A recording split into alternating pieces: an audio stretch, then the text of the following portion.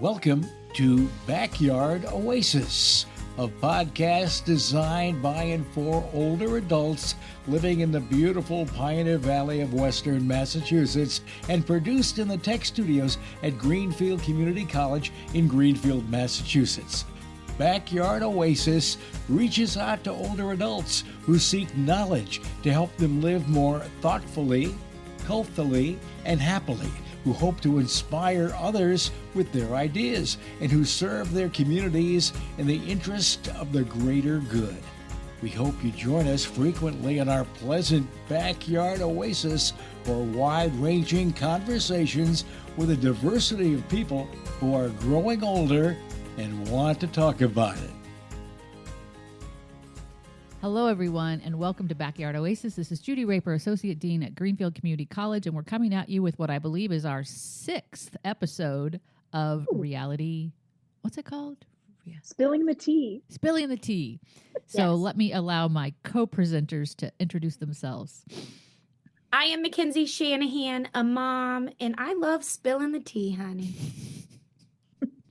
I'm Jessica Niedbala. I am Judy's longtime hairstylist and a mother and love reality TV. Yep. All right, so we have a kind of a shortened time today, so let's dive right in. We'll start with you, Mackenzie, because you seem ready to go with your talking points. I do. We have, Judy, do you do Southern Charm? Oh, yeah. Okay, can we Just this season. I'm new to it. Okay, that's perfect. That's all I need you to know. Can we talk about Shep Rose and girls or females like Molly who have watched his behavior and the way he treats women, but yet she's sitting there wanting to have a relationship with him and talking to his ex-girlfriend about it? I love Molly so much that I am going to assume that she sees something in him we don't see. Here's the thing. So part of the reason I love Big Brother so much is you get to watch the unedited version and the edited version. And I can tell you they are vastly different. So you know how you had this awakening a couple weeks ago, Mackenzie, that reality TV is not all real? Well, that awakening was accurate. And so I feel like she must see something behind the scenes we don't see, because she's got depth and she's smart and he has evolved a bit. Oh my gosh, Judy, he just called Paige DeSorbo's rockin' podcast, Netflix series, everything blowing up, going on tour. What did he call it? A silly little TV, what did he call it? He made fun of their podcast, which is like top of the charts. He is a trust fund baby. He cannot be talking about other people's podcasts. Well, I guess he's being a bro. Like, my perspective is like Molly technically is new to this season. Obviously, she must have some history with these people and she's had friendships. So she's seeing this all play out, this relationship and its timeline. And that's just it. This Shep is different from the Shep when he was dating the previous Taylor and then before that. And maybe because like, this girl was the exception. This girl made him change that. Maybe Molly feels like, like I'm just going to throw this out there. Like, somebody is dating Zach Bryan now. Does anyone know who Zach Bryan is? So these women think that they are the exception and they're going to be the difference. And all I have to say to that woman is good luck. Yeah, it's like the person dating Tom Sandoval right now. Why do you have I'm gonna be the change girl? That ain't gonna happen, honey. That is not gonna happen. No, a leopard doesn't change its spots. Right, but then also maybe that girl or maybe Molly feels like I'm not gonna put up the minute that BS starts, I'm not putting up with it. Like maybe that's just it too. Maybe either they think they're the difference or they are not gonna do the same. You're now, right. Mackenzie, let me go here with you. Like, you were in education. If we serve in education, we believe people have the potential to change and grow. Do we not? We do, Judy. I do with that. But with people like Shep, season after season after season, they're showing you who they are and how they talk. Believe it. Yeah, I don't really understand her attraction, but I do. She plays the tuba. I love her. I did appreciate that, but Okay. And Shep appreciates that she plays the tuba. Oh, I bet he does. Well, I have to say remember he doesn't seem that into her though. It seems pretty one-sided. He does it. And also, remember the comment that Whitney made when she had a cupcake? She talked about her weight gain. Yes. I mean, and did anyone besides his mother correct him? Like the South has to be such a fascinating Thomas Ravenel world where they can do anything, get away with anything. And yet they got these girls, these beautiful women with depth falling for them. I don't know that I see anybody with depth. Mackenzie, who has Molly, depth? you said Molly. Molly's it though. There's one. Alex, let's give them this one, but that's it. That's all And this is all they don't have the depth my friends have, but and neither does Molly. But of the group, I think she has the most depth. Okay. And what was shocking to me at the reunion was, are these people even friends? Because none of them knew about the pregnancy. What's her name? Morgan? Madison. Well, it sounds like she intentionally hid it, but didn't. So she obviously, up to a point, you start showing. So she was talking about how she was doing dry January with Craig and trying to be supportive. So it's like she was spending time with these people, but you can tell she was probably erring on the side of caution and wanted to wait until, maybe she even said, I felt like a bad friend here the last XYZ because I was trying to keep this on the DL. She had to, because like Lindsay Hubbard, she had to get that brand deal, honey. Yeah. She had to get that brand deal with the people. You have to be strategic when you're famous. Yeah, they got to be right with their postings. I don't know that I would compare her coming out story to Lindsay Hubbard's. She also had the Clear Blue Easy advertisement on her Instagram that she was making money off of. So, she needs to be the first person that shares this news. So she's telling all these people on the show, not to say they couldn't keep a secret, but the less people know, the better. Yeah. Mackenzie, did you know that one of my sister's most successful products was made famous by the Kardashians? Really? Yes. Oh, I didn't know that. Ugh. Yeah, it was the testing of your breast milk after you've had alcohol. Yeah, but strips. That's my sister's product, and yes. I never knew that. That's brilliant. I love her even more, even though I don't need them. But at the time. All right. So what else are you watching, Mackenzie? Okay, can we talk really quickly about Jax Taylor? Okay, I don't know what's happening with him. Okay, well, he came out that he is recovering from his addiction to cocaine. Mm-hmm. Oh. Yes, and it's not a shocker, not a surprise. Yeah, that computes. That is nothing. But can we just talk about the justification of Britney? I guess, again, I just struggle with the females where it's like, you knew the women, you knew. Well, I mean, we all knew what he was doing. He was not right. Think of all those scenes. They even showed Sheena Shea, which brought up a scene where you saw on the day of his wedding the line of cocaine that he had.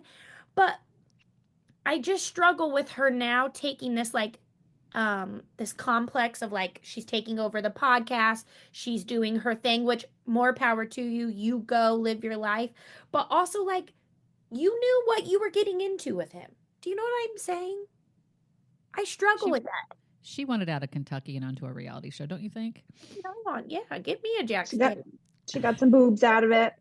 She really wanted those too. She's unrecognizable.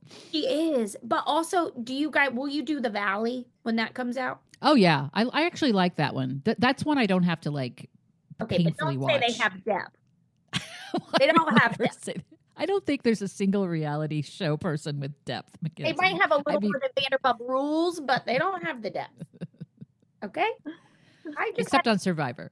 Yeah, Survivor and Big Brother have the depth. Not Big Brother. Not Big Brother, but Survivor does. Okay. I'll talk about Survivor when it's my turn.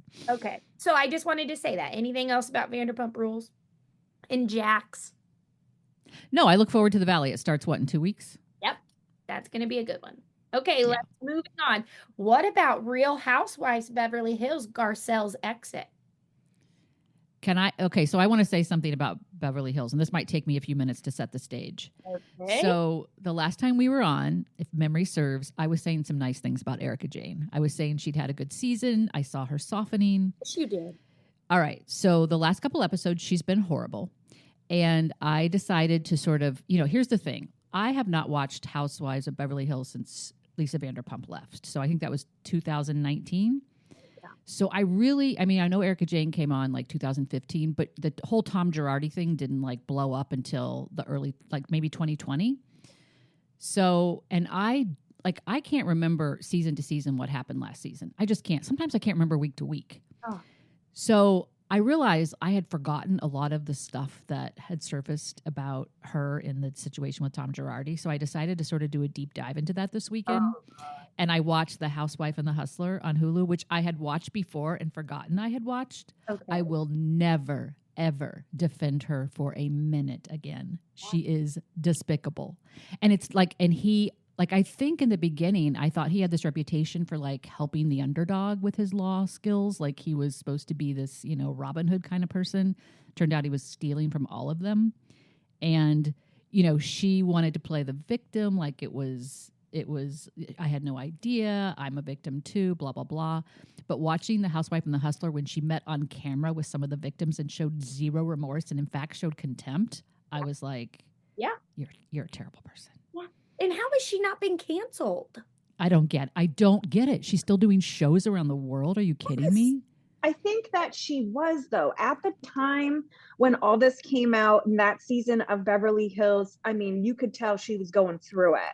And I feel like same thing, though. She was trying to play the victim. She was trying to, the thing about the diamond earrings, and then just all the things. Like you could definitely tell that she was struggling. I think, of course, too, then because it happened during COVID, obviously when she was on Chicago then, right? And that got canceled because of COVID or because of what was happening with her.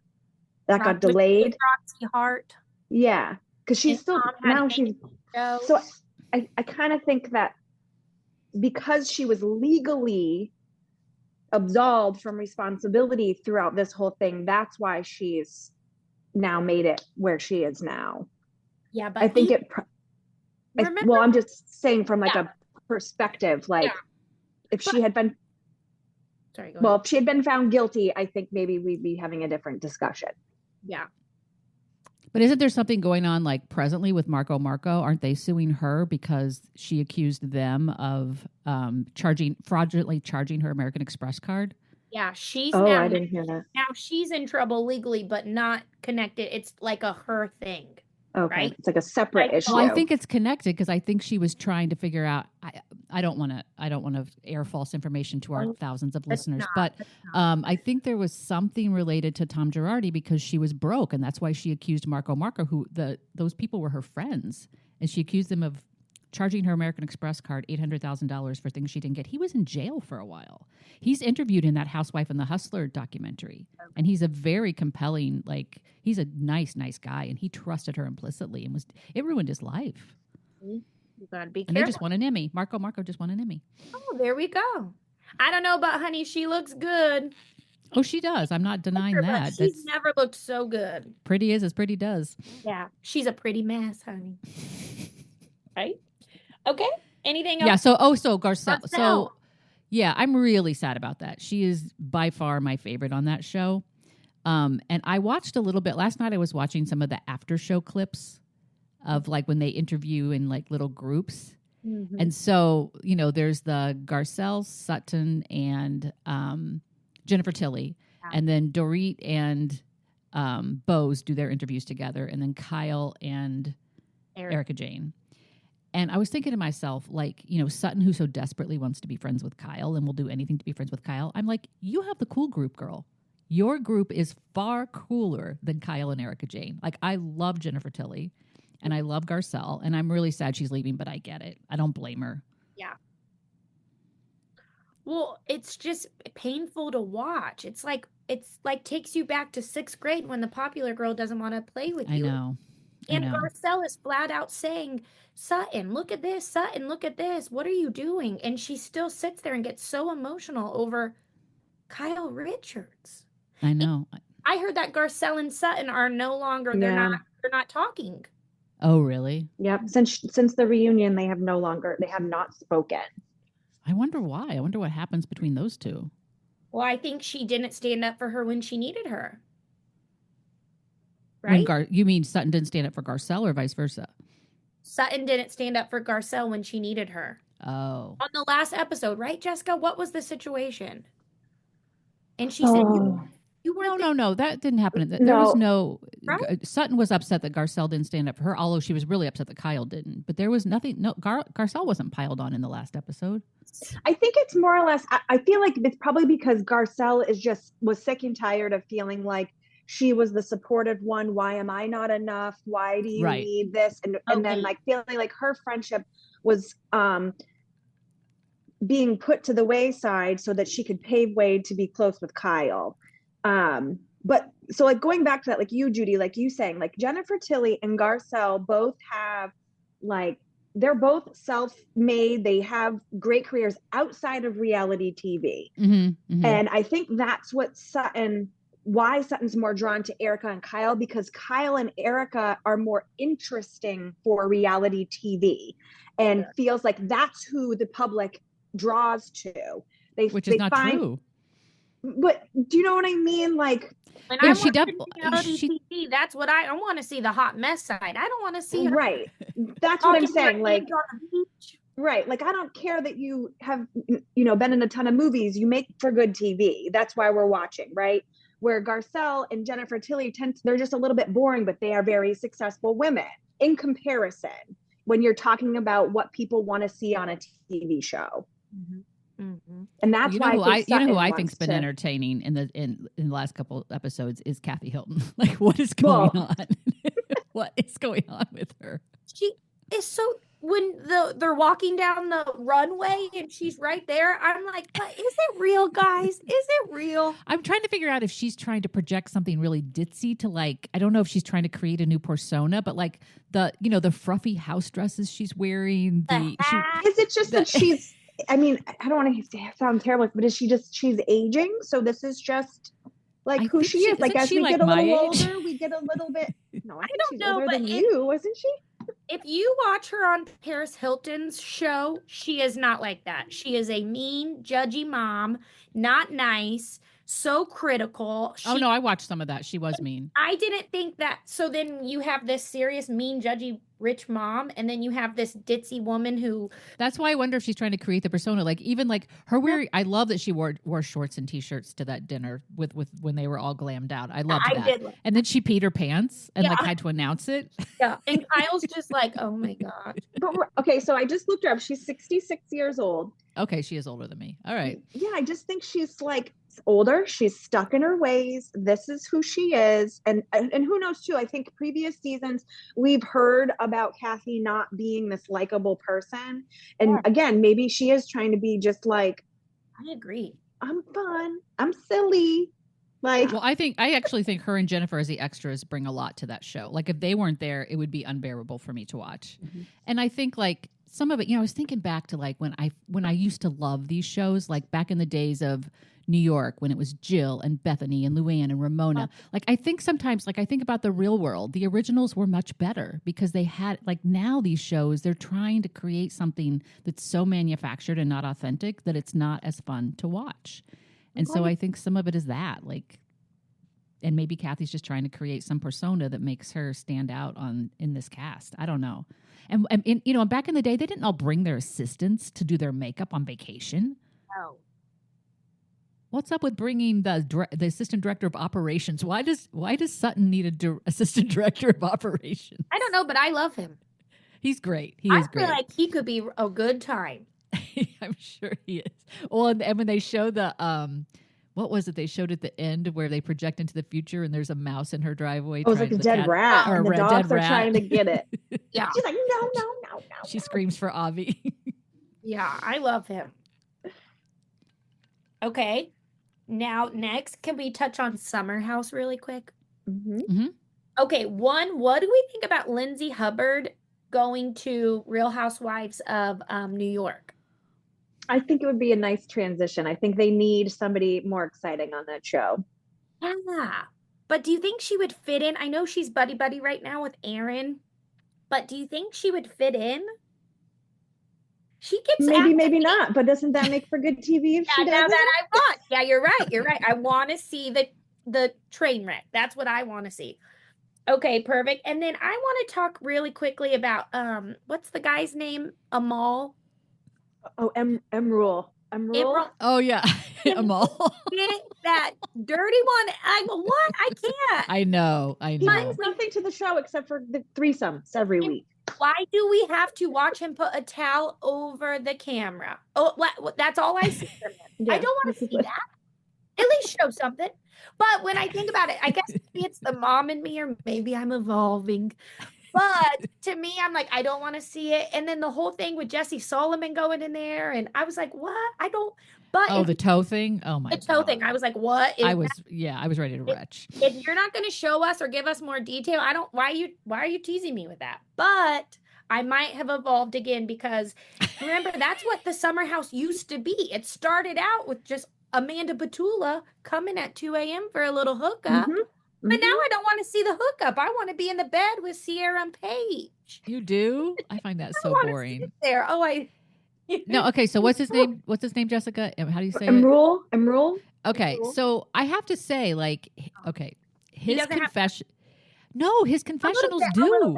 Okay. And so I was expecting a lot more from him, but I think some of his behavior is at its root is about his childhood, being raised in this really strict religious home, not being able to be himself. And so hopefully he will ultimately grow and evolve out of the stage. Get it out of his system. I think he has potential. He's getting a lot out of his system, guys, every weekend. We got, move on. I understand your childhood, bless your heart, but now you're an adult. You see what happened. Don't repeat it and do something else. Literally, right? Yes. I did want to touch base too in regards to Summer House, but also bringing a little Southern charm, is the evolution of finding out what has gone on between the end of Craig and Paige. And now that you're seeing it all play out, it's like the writing is on the wall and it makes more sense. And I feel like it's gotten to the point where Paige was being very respectful of how the whole thing went down, and considering Craig's feelings, and Craig didn't give her a choice. And so she went for it. Correct. So I now see and understand why it happened, and good for her, because I wouldn't tolerate it either.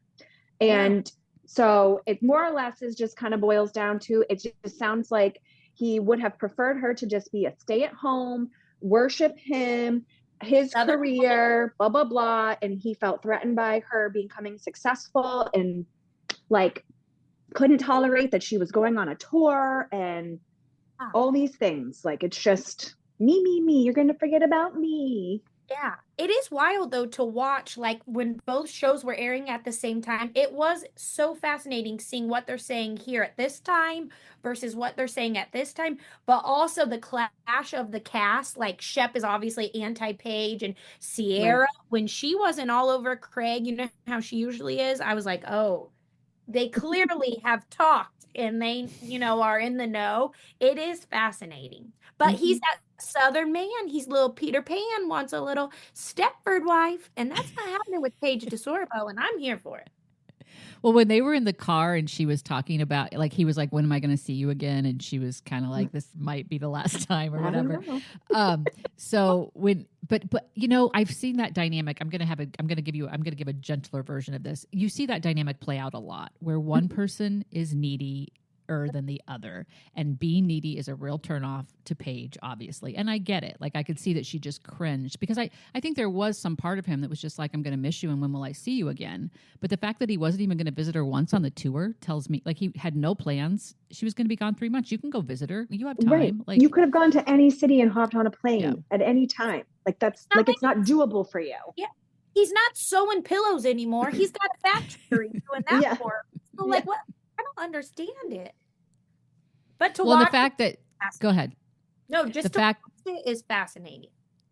Well, and the fact that the guys are all like when they I forget if it was on the reunion. I think it was on the reunion when Andy asked who's afraid of him, and almost everybody raised their hand. So he has conflicts with almost everybody on that cast, which is telling. They all say he's the biggest liar on Bravo. Leva has been telling us that for the last 3 years, and we just thought he was this sweet Southern guy, and I think we're seeing something else. Mm-hmm. But he's now dating, supposedly. Yep. He's dating. So, but also, how sad would it be? One, a breakup is heartbreaking in general, but how sad is it then to like live it out on social media with different casts playing, and it's talked about with Andy Cohen on Watch What Happens Live on repeat. It's a lot.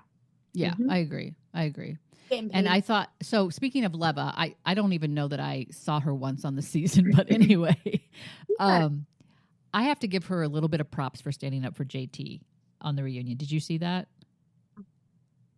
Okay, I believe it was related to... I missed that a little bit. Oh, God, I wish I could remember what she stood up for, Mom. But you know how they just pile up on... Like, I feel like if Craig or Shep or Austin did the things JT did, it would just go like... Nobody would even notice.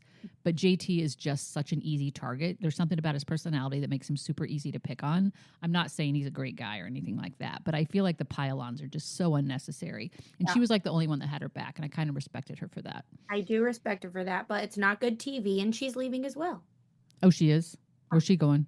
She said her goodbye. Maybe to focus on Southern hospitality. I don't know. I don't know.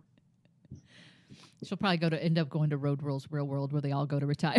Yeah, let's do that then, Lev. I mean, and I also appreciated too that Leva was saying like, this is why I don't go on the trips with the cast, because she's happily married. She has a family at home. She's got businesses.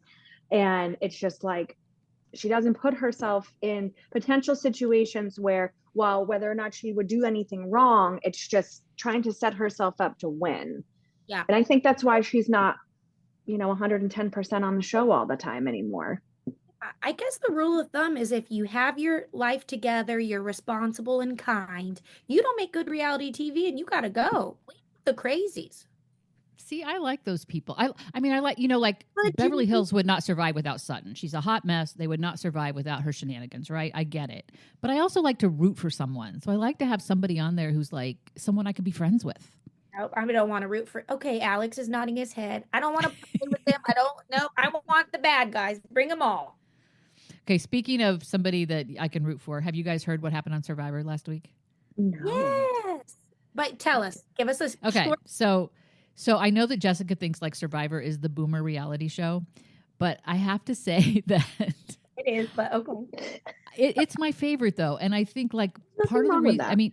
And there is some mystery to Survivor. There's some what's going to happen next. There's exciting challenges and games and so forth. But there's also just people that you can root for. And sometimes it's hard to pick your favorites. So this past week, there's a young woman on the show named Eva who has autism.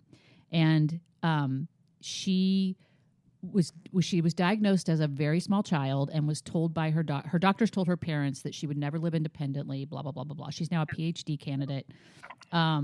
She's like been incredibly successful.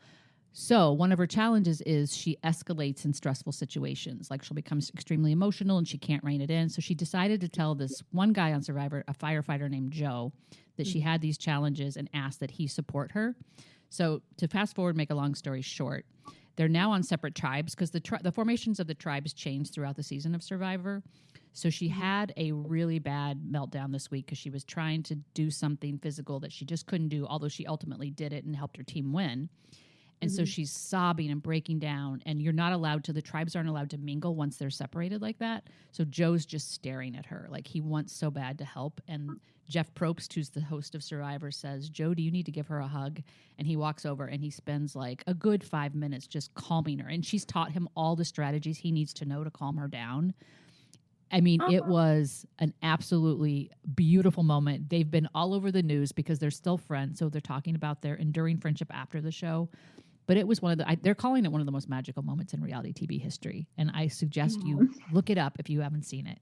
I will say I watched it this morning and I appreciated how the host made the exception because oftentimes they want the meltdown, but I appreciated how they paused and let that human moment happen. That was very sweet. Very sweet. Did it make you want to watch Survivor? No. I want to see the breakdown. But knowing the backstory, that is so sweet. I watched the video and I thought it was her dad or her boyfriend. I didn't really understand. No, it's his So firefighter. That's very powerful. And the firefighter is on the show because his sister, who died recently from domestic abuse, was a big Survivor fan. So he wanted to go on the show in her honor. So it's even more meaningful than what you saw on the screen. Okay, I want him to win. Oh, me too. Okay. But they jeopardize their game by giving away their relationship. So, like, once all the tribes merge, they're going to be in trouble because everybody knows how tight they are.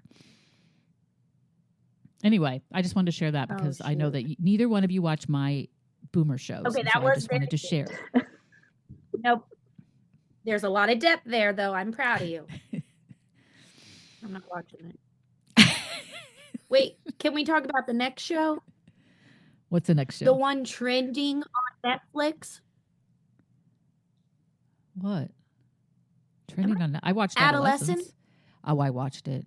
Can we you talk watched it, about Jessica? No, but it's on my list because I did see your little synopsis of it, and then I feel like it's been coming up a lot in my feeds. It is really a hard watch. Like I had to separate that into like 4 different nights. Normally I would binge through something, but I couldn't with that.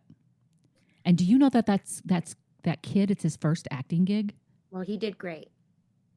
Jessica, it's unbelievable. What makes it so powerful? I mean, the storyline is so powerful, and the background of this adolescent is so powerful. But they do every single episode is shot with one camera. Like, how do I explain this? There's no breaks, so it's like if they're in the car for 20 minutes, you're in the car with them for 20 minutes. It's like one ongoing camera shot. What do you think about Mackenzie? Okay, so my sister, who is a reality junkie like I am, but she doesn't have the depth or the whereabouts like us to discuss it further. The whereabouts. I love you, Megan, but she can quickly talk about it, but she can't get into it, right? So we don't often match up with TV shows. But she called me crying during a nap time and said, "You have to turn on this show. You have to watch it for our boys. We have to be good moms." It's true. That's true. So I said, "Okay, tonight I'm going to watch it." Well, my husband got sick, so he was retired to the basement, whatever, and he comes up crying, "You have to watch this show." Adolescence. He was like, "Our boys," and he's pointing to the room. "Our boys, you have to protect them." I'm like, "Okay, everybody calm down. Let's just turn it on. So I watched it, and it is great acting. It is great acting. And that first episode, I was like, wow, okay, this is this is strong. So many good messages, okay? But Judy, oh shoot, you're gonna judge. That second episode, and maybe it was the school, maybe it was when they take you to the school to try talk to students to try to get to know more about more information. Yes. Okay. And when his son pulled him in the room to try to explain to him the social scene, what the emojis meant, all of that. Yeah. What the emojis, and he still wasn't getting it. I just thought it rubbed me wrong, but I think it meant to, right? Because he was saying he's not the dad because he doesn't know how to communicate with him. Wait, I just lost your voice. He wasn't the dad. What? He mentioned in this comment that he doesn't think he's the right dad for his son because he's not good at communicating with him. Okay.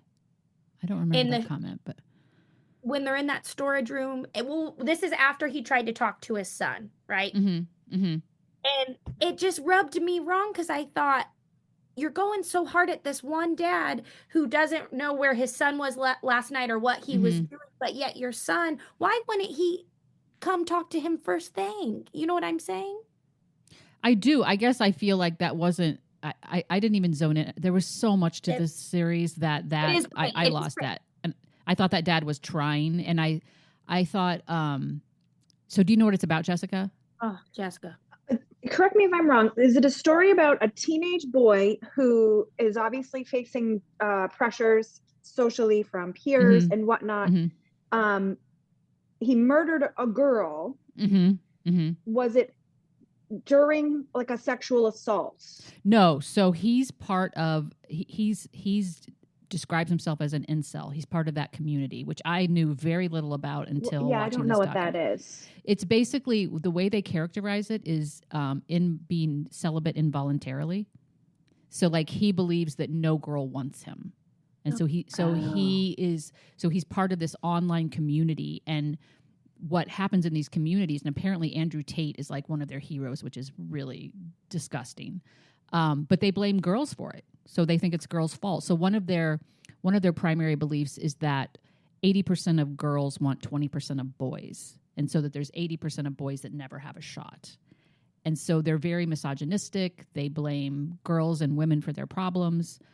So this kid who, has other aspects of his being and personality that are beautiful, clearly, he gets deeply involved in this community, and everyone, I don't know. Well, actually, they don't show how deeply involved in the community is. What they really show is that everyone around him perceives him as part of that community. So there's emojis that actually correlate with the incel community. And so the girls in his class make a lot of fun of him online and bully him online, assuming he's an incel. Does that make sense? Yeah. So he's got real issues with girls and women. Okay. And so he kills her in a fit of rage, basically. Okay. And so then it really it zeroes in on the family dynamic, and there's a whole episode that's shot between him and his therapist. Well, not therapist, I'm sorry, but a therapist that the court assigns, trying to kind of get at his mindset and his psychology and so forth. And he goes back and forth between being really sweet to her and kind and acting like a 13-year-old boy and just raging at her. And the scene culminates with him being dragged out of the interrogation room, and he's begging her to tell him whether or not she likes him. He wants to know that she saw good in him during, it's devastating. And this is a real thing? Yes. Oh, the people who created, never heard of this. Yeah. Oh, I'd heard of it before, but I went down the rabbit hole because I had no idea about the emojis meaning something. And so I was like, is this real? So I looked it up, and it is. Like the red pill and the dynamite, all those emojis mean something in that community. Yeah. Oh, gosh. So this kid was pretty relentlessly bullied and he kept asking the therapist if she thought he would, when he called himself ugly and she didn't respond, he was like, you're supposed to tell me I'm not ugly. Why didn't, he's just constantly looking for validation from the outside. But it's just a stark, the parents end up talking about how the kid was in his room all the time. They had no idea what sites he was on or anything like that. There was no parental controls going on. You know what I mean? It's just among other things, it's a reminder of how important it is to pay attention to your kids' consumption of media. And beyond. It really, it's going to win every award. Have you seen it, Alex? Oh, Alex, you got to watch it too. It does cross generations, though, because we are parenting in a whole different generation. Yeah. We are parenting. My mother-in-law, love you, Kathy. She's very much no phones till they're this age. Well, and I could agree to an extent, but you're in a different world than when I was a kid and I had access. Can you imagine the social media that these kids, my husband works at the middle school, and the stories he shares about that, what they have access to, and like you said in this documentary, the lack of supervision. You know what I mean? It's just, and it's not that the kid's not home. I think so often parents perceive the danger as outside the home when it's actually inside the bedroom on the computer. And so it's not that they're not watching him. It's not that he's running on the streets or whatever, but he's in his bedroom with the door locked. And yeah. It's something. All right, we're almost out of time. So anything we didn't hit on that you want to make sure we address, or what are we looking forward to? So the Valley starts soon. Valley? What else? Well, we'll have the reunions to talk about for Beverly Hills next time, because I'm sure it's 2 or 3 parts, and that's tomorrow night. Yep. And then Southern Charm has another. We'll find out what goes on between Venetia and JT, if she has the receipts on her phone for what she's claiming. Come on, Venita. When she stormed off stage and went to the fake door. Yeah. And then what else? Oh, when's that new Vanderpump starting? I don't know. I don't know. I'm gonna have to check it. I want to check it out. I just want to see. It goes back to just we want the OGs, and the new people are gonna come in with their little skinny short dresses. It's gonna be. I don't want to see the back of Sir. We've evolved. I saw too, because Lisa has that show on Hulu. Is it Vanderpump Villa? Why did I see Stassi now is on the new season? She's Yeah, like, I'll check that out. That always pops up for me. I think she's staying right in the villa. Yes, for the summer. It's like she's spending a summer in Italy at the villa, her and her family. So I was going to try and check that out too. All right, let's make a commitment to just watch at least one episode, Mackenzie, to see what that one's like. Fine. Okay, Right. we'll do that. You guys watch Adolescence. I just think really quick, it's the crime junkie and me, the Dateline. Like in my head, I was watching more of the detective. Like, why would he say that? Why? You know what I mean? But the bigger message of we need to be aware and we need to be watching our kids as closely as can be and have open communication. Just how complex the adolescent world is today and how challenging it is to navigate for everyone involved. It's really and you have to do your own deep dives on the internet and figure out what all this stuff means, like, because it is a foreign language. And you got to start young, get that communication and trust going. Oh, our little babies will be that one day. We got time. I'm getting hot. All right, next time. All right, good to see you both. Okay. Bye. Bye. This concludes today's podcast. We're always looking for new ideas, so feel free to reach out to Judy Raper, Associate Dean of Community Engagement at Greenfield Community College at 413-775-1819. If you have an idea you'd love to share.